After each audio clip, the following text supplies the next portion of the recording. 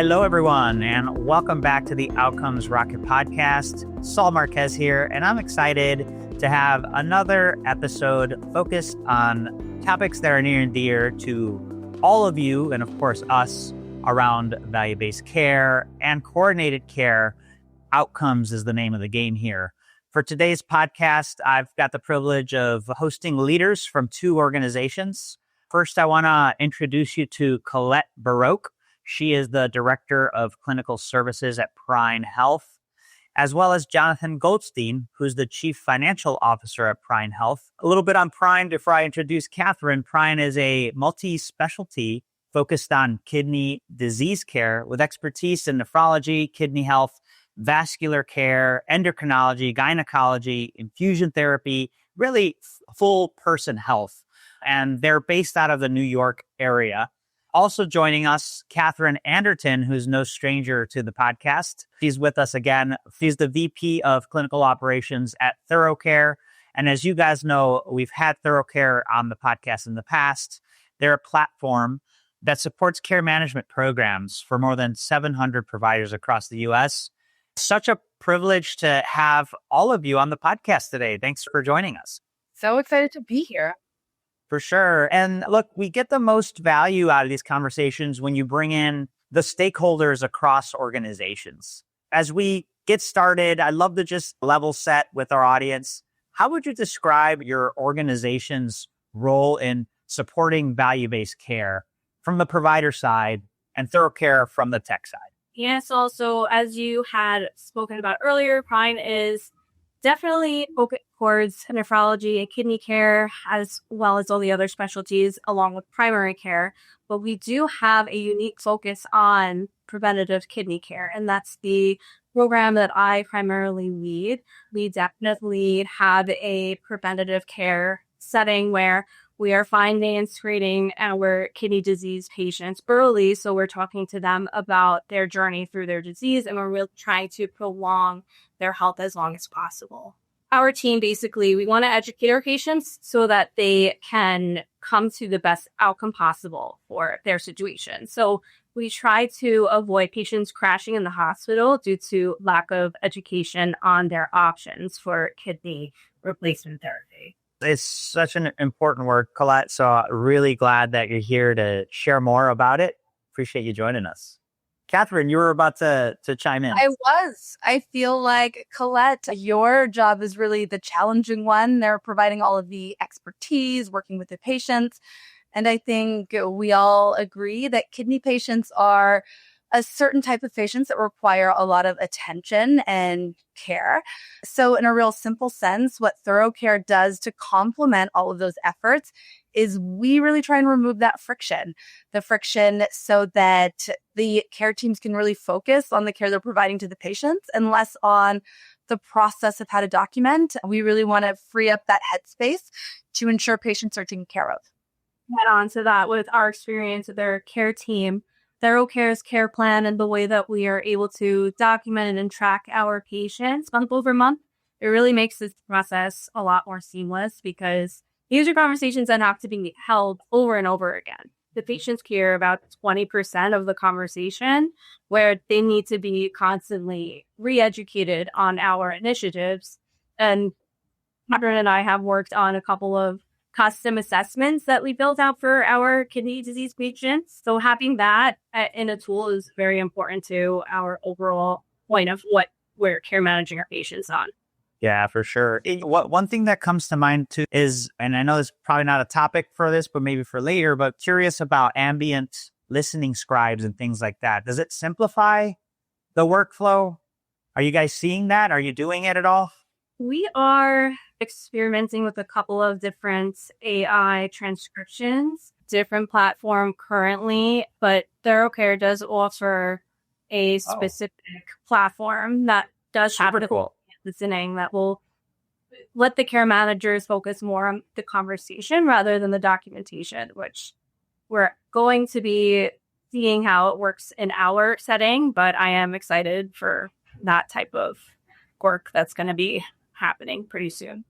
There's a lot of excitement with AI. And one thing that I think everyone can unanimously agree is that AI is not replacing the care manager. We always need that relationship. I can't think of a world where a patient would feel the most comfortable knowing that was their immediate support. So it's amazing to see how technology is really growing and evolving to support that care manager. Totally. Yeah. Whatever tools we could use to augment that experience is key. And the clinician experience too, right? So many clinicians are burned out.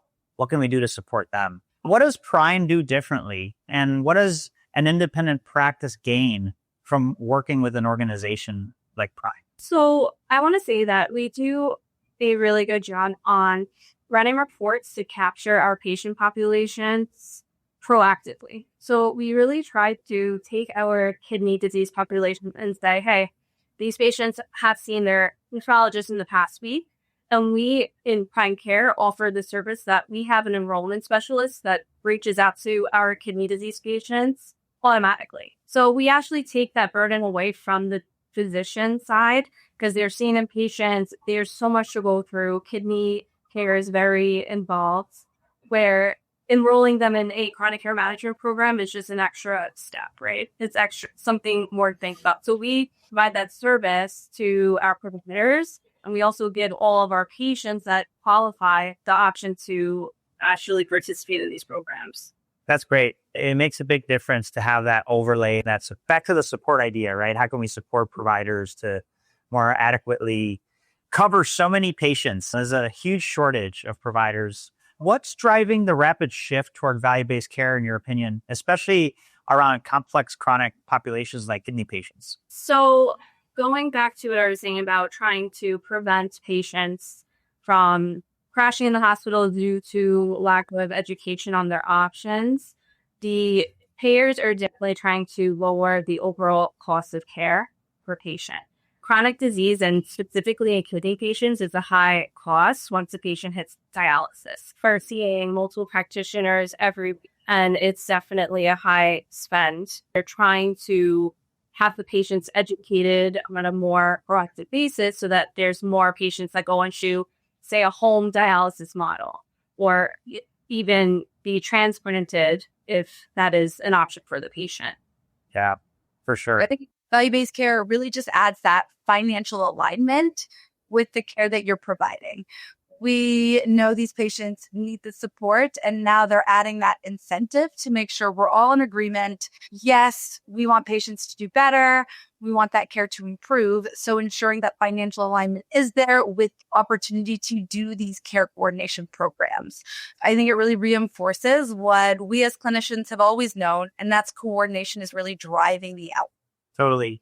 So care coordination, super essential. Let's talk about why, but let's also talk about the biggest challenges that organizations face when trying to coordinate care across multiple specialties and settings. I feel like I can say a lot of challenges. I know, Colette, we've even worked together on some of these things. One of the biggest challenges, too, is this fragmented data across multiple EHR systems with different providers. With that, it's really hard to have a clear, straightforward workflow. And we know manual workflows really don't scale. Saul, I think you mentioned it too. Staff burnout is real, especially on that care manager side. So those are definite challenges that care management is up against often. Yeah, definitely. And to add to that, I believe that also changing the clinical approach per specialty is also a challenge, where we have vascular patients we have to handle different than our endocrinology patients and nephrology. There's a lot of different clinical workflows that, to think of it manually, it takes a lot of time, where as we're coming into platforms like ThoroughCare, and once we're thinking more about AI, the automation techniques that are starting to come out is really helpful in these areas. I think technology is going to be vital in really supporting that scale. People, we know while there's the shortage on one end, we also know the aging population is continuing to age, and there's going to be that demand. So it seems like it's now even more imperative than ever that you have a platform to really enable your team to do what they need to do. to reduce kind of the manual workflows. We know we want to report on outcomes, so being able to easily do so, all of those things, definitely there needs to be a focus on it. Yeah, I think at the root of value-based care, we're talking about a couple of things: reducing avoidable spend and improving quality. Care management, taking care of the patient, has to be a team sport.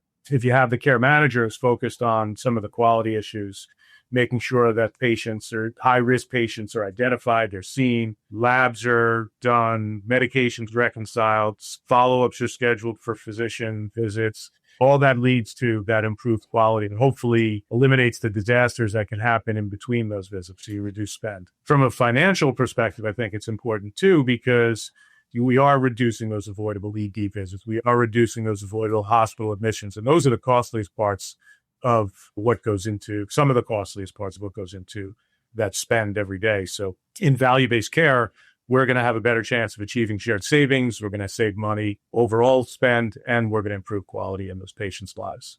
Totally. And are you guys just more so from a model perspective focused on, is it Medicare Advantage? Are you doing more broadly just across the population? I think historically we've participated in a lot of kidney disease-focused value-based programs. Oh, okay. Very focused on that. Some of the changes that have taken place with those, we're getting into some more broad-based, right? So attributions across all conditions. Very cool. Very cool. Yeah. So it's more beyond MA. It's broader, focused on kidney, but broader. Medicaid, straight Medicare, commercial, cool. Yeah, across these. Super cool. That's great to hear. It's great to hear these programs reaching beyond MA and into other areas where people could benefit from this type of attention. And really great. And we spent a good amount of time talking about technology, but it's worth, in today's age, indexing on this a little bit more. Technology, specialty platforms like ThoroughCare. What else are you finding effective in managing this high-risk patient population? I think a big essential part of it is the provider buy-in. So if your nephrologist believes in this and he wants the extra care for the patient, it backs it and says, yes, like we need to get more education. We see each other every 3 months. I need you to speak with the care manager monthly. I think that's essential. They also need to understand what value-based care and incentives and all of these terms mean, right? We need to make sure they're on the same page. And I believe that is the key to success in these programs, because if we don't have the doctors on board, it's very hard to push these initiatives. That's such a great point. We see it so often. If a care management program is outsourced, that doesn't mean the provider should step back. It means the provider should really be that face of credibility to bridge that trust and rapport, to really enable the service provider who's offering all of those services.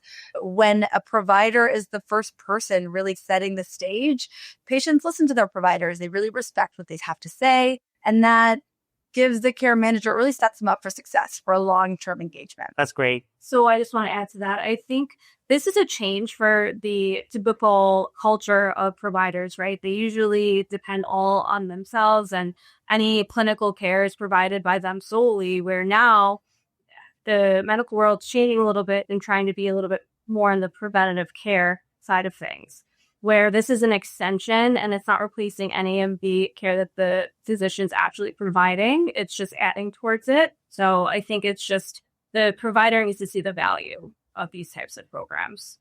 Totally. And I think a lot of the value comes from the success stories. Do you care to share any success stories that you've seen? Let's make this real, I think, for our listeners. I love that. Yeah, so we've had a couple of different patients where they've been in care management from early CKD4. I should speak about one of my patients specifically.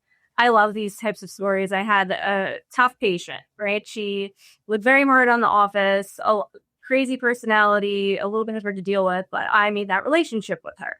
Now, I really wanted to get her across the finish line to get to peritoneal dialysis, which is a type of home dialysis for patients. It had a couple of barriers. So as a care manager, it's my job to find what are the barriers, how can we work through them. So speaking to her monthly, even if she was in a bad mood, I'm like, come on, just work with me. So I got her through that hump. We developed a relationship. Now she trusts me.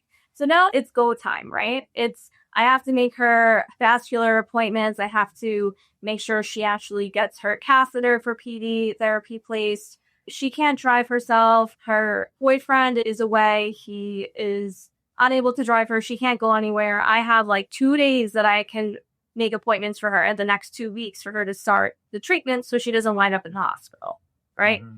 So I'm here making calls saying, okay, let's see who you can get to take you.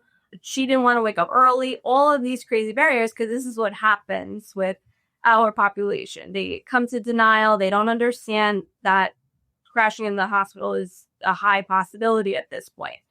So I actually spoke to the boyfriend and I was like, you need to come down. You need to come take your girlfriend to her appointments. This is not, we can't prolong this any longer.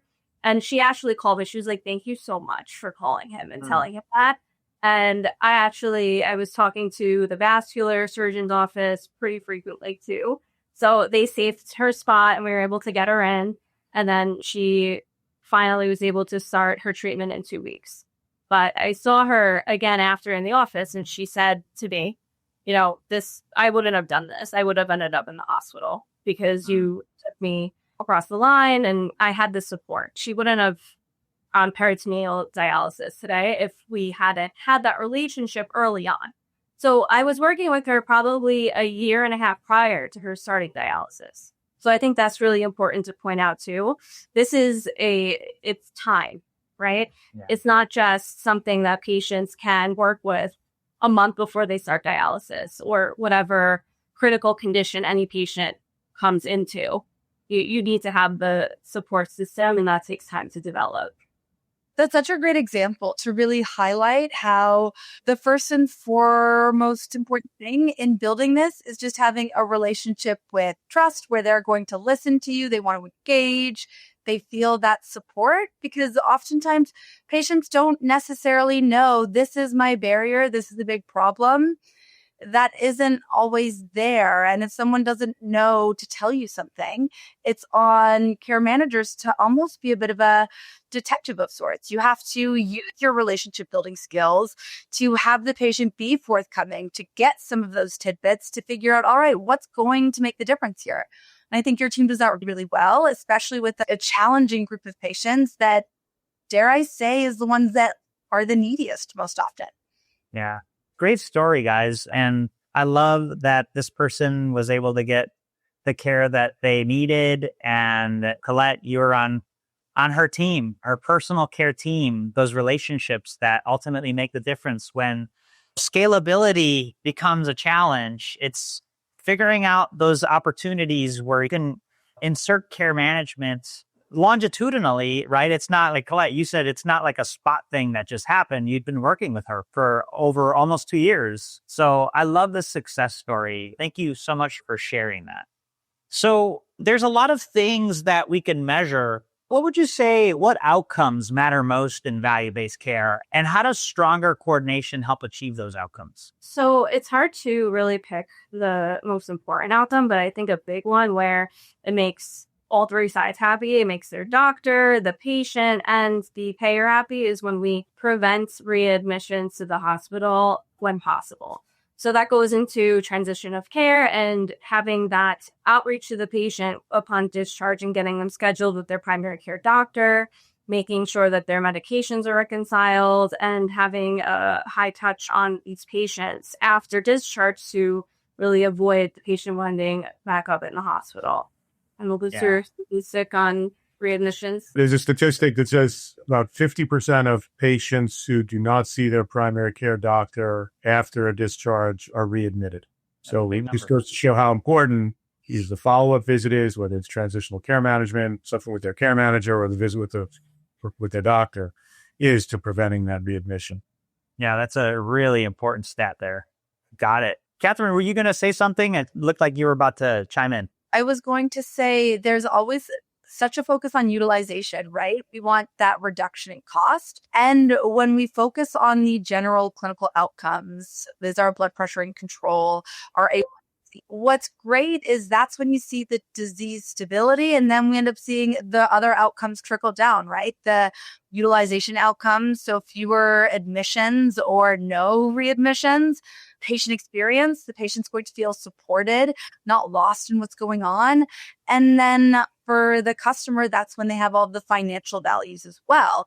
They have the predictability along with the aligned reimbursement for their services. So when there is that focus on the patient and the patient health outcomes, everything else, I think, naturally just falls into place. Definitely. That alignment's key. I feel like the last few years, we definitely have been seeing more progress in value-based care, thanks to organizations like PRINE and complementary platforms like ThoroughCare. Where do you see the future of care coordination and value-based care heading over the next 3 to 5 years? I think we're going to see a lot more tech-enabled support for this, right? So platforms like ThoroughCare, adding in AI, better EMR integration. That's going to help the care management teams really focus in and find the right patients for the right measures for the right patients that are going to drive the outcomes. And again, those outcomes are going to really what make us successful in value-based care. Yeah. So tech's going to be a big play. You were gonna say something else, Jonathan. Yeah, I just think with the size of the populations, if we talk about population health, we really need AI to help us identify those right patients at the right time too. Totally. Not just supporting at the bedside or phone side, shall we say, but also identification, right? Like monitoring across the board and elevating those that are most at risk. Catching them before the disaster happens. Predictability. Totally. And not only catching them, but then having the ability to give the information to the people who are going to actually impact that. I love the highlight that it's not just on the end that we really want that technology for reporting, showing those outcomes, but at the very beginning, value-based care is population health. So I think we're already seeing that. We're going to continue to see more of the focus being on evaluating the population and outcomes as a whole, as opposed to an instance in care. And I couldn't agree more, Jonathan, that tech is that's how we do it.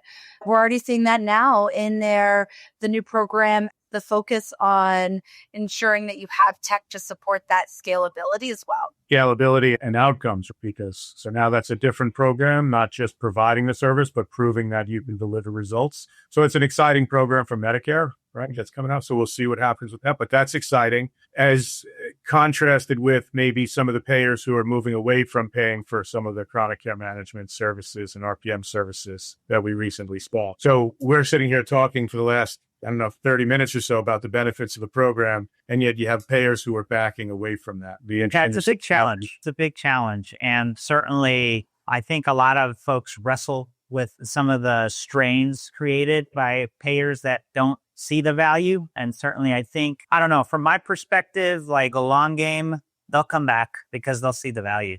That's just the short-term decisions that are made. So what's one piece of advice you would offer to provider organizations listening to this program that are preparing to enter or expand value-based care programs? I'll start with that. I think if you look at this as anything other than a strategic asset as opposed to overhead, then you're missing the boat. And you can always, if you're not doing it, start small, pick a small set of measures, a small set of metrics, deploy your team, learn from it, get some small wins, and then reinvest to grow your team and expand what you're covering. Because the truth is, you've been seeing it coming for a long time, where two-sided risk is coming. Shared savings is nice, but when downside risk comes and you're not ready and being able to deliver a program like this, you're going to be on the losing end. Yeah, definitely focusing on that operational readiness, making sure, we want contracts. So we want to make sure that we're ready to support those patients, knowing who your high-risk patients are. Do you have the ability to reliably engage with them, meaning also the staff too, and the relationships, and then the capacity to document and track that work. Feel confident to partner early. Don't try and build everything from scratch. What we see often is there's groups who are really killing it at the care side of things. They know how to do They are providers, they are nurses, they've been doing this whole time. But to figure out all the operational things to account for can be a bit overwhelming. That's when we encourage you guys to find a partner so you aren't starting from scratch. And I would really focus on investing in those workflows and that infrastructure before you start scaling. We can do that small. It's easier for your care team. It feels far better having that in place before you're trying to tackle a much larger patient load. Thanks, Kathryn. Colette? Yeah, this morning we were talking a little bit as well. If I could tell myself something 5 years ago, I would tell myself to be prepared to talk about your outcomes, right? And what is the reporting process behind it so that you're not trying to go back in time and report on things prior. That's definitely something that I will say ThoroughCare is really good at. Just they have a system already, and as Kathryn was just saying, partnering in this area and really trying to not reinvent the wheel and have a tool that's already turnkey. Okay, this is what we need to do is very important to set yourself up for success and also report on that success, which I think is valuable to what we're doing overall. Fantastic. Great pieces of advice here for everyone tuning in. You don't have to go all in from the get-go. You could start small. Partnerships go a long way. Be ready to talk about outcomes. Shared savings is part of the game. It's not going anywhere. So let's figure it out before it catches up to us, I think is the message we're hearing from our experts today. If people want to reach out to learn more about PRINE Health or ThoroughCare, where can they go? So we have our website, prinehealth.com/care, and that's where all of the care management details are. Thank you for that, Colette. And Kathryn? If there's any interest in a care management platform or potentially support in figuring out care management's the right thing for you, how to fine tune your workflow, you can always go to our website, ThoroughCare.net, or you can also, if you want any support in learning more about the platform, how to launch or scale your care management organization, feel free to reach out to me directly at KAnderton@ThoroughCare.net. Alternatively, go to the website and there's a ton of information with more resources there as well. Fantastic. Thank you, Kathryn. And thank you so much, Jonathan and Colette. We really appreciate you guys jumping on today's podcast to share some of the best practices that you've observed and that you've seen. The story that you shared, Colette, was inspiring. Thank you for the work that you do out in the field. It makes a big difference. And for everybody listening, check out the show notes. You'll see all the ways to get in touch with our experts on today's podcast, their organizations, and the ways that you too can make a difference in value-based care and care coordination. Thanks again for tuning in, everybody, in today's episode with Colette Boroch, Director of Clinical Services at PRINE Health, Jonathan Goldstein, Chief Financial Officer at PRINE Health, and Kathryn Anderton, Vice President of Clinical Operations at ThoroughCare. Thank you all for tuning in. And everyone, thanks for joining us on today's podcast. It was a great conversation. Thanks so much.